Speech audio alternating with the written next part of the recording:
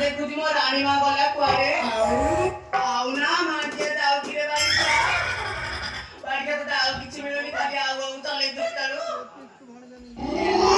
ମୋ ମା ତ ଭାରି ସୁକୁମାର ଯାଇ ଟିକେ ଅନ୍ତର ମହଲାରେ ବୁଲି ପଳେଇ ଆସେ ଏ ମା ବଇଥିଲ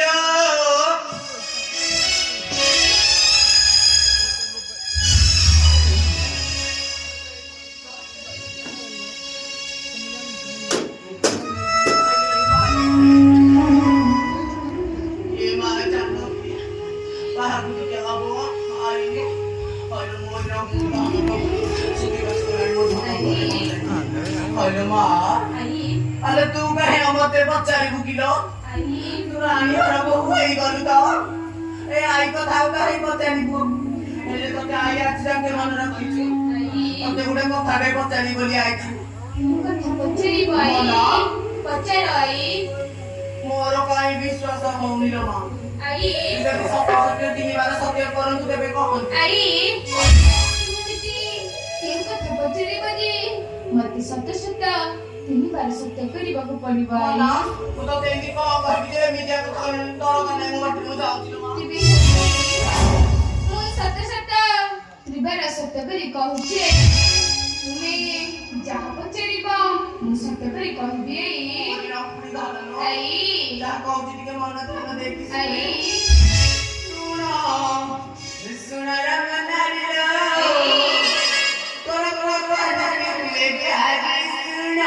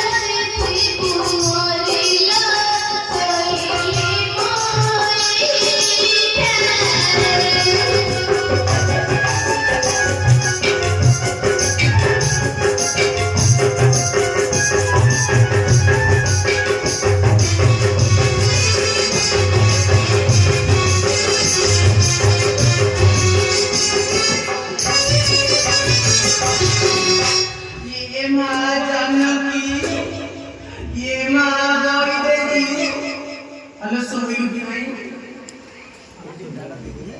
हाय रोमान जान की अरे तू कोण जानी ने मन पर आईला बना वो ना हेला मंथरा मंथरा तेरा बुद्धि जगह पूरा मुंडा की तो पड़ा ना भीतर मुझे देख लो मुझे देख ये राम रे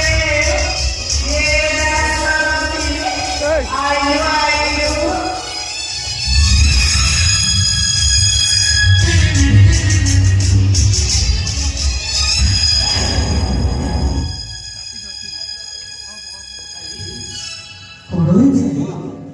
मोला उंगिलो जाय की मोजिलो इरे कोलानी औदी कोण हेची आई ए राम अरे बाबा शास्त्र रे कोण लेखा अछि बाबा तू जानो अरे जहां न देखिबु दुई नयने पोरते जीवु गुरु बचने तापर विश्वास करिबु ए राम दे धोआ लाइटा को मारे सब जानो मोरा ती देख घरे रोटे की वसो कानी रे मोरा मते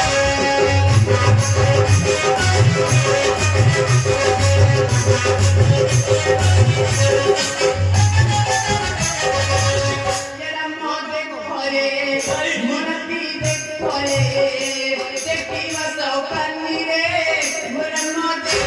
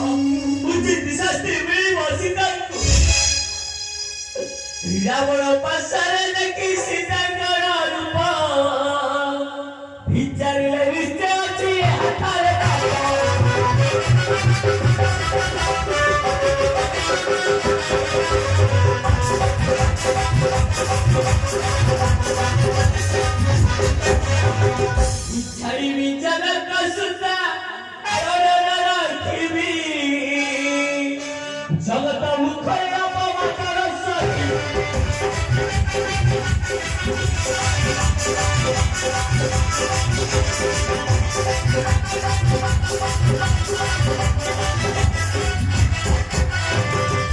अरे लागिला रे ओ पाला तो पाला किया पाला रे किया पाला ये माझा ये मंथरा दो ये भी दिवाटा कोला जे ओका धोइबू ये मंथरा आइरा गुणगु गाइबू ये माझा मुका सातेर नाही की अंतर नाही ये रात बात बहे पारी करा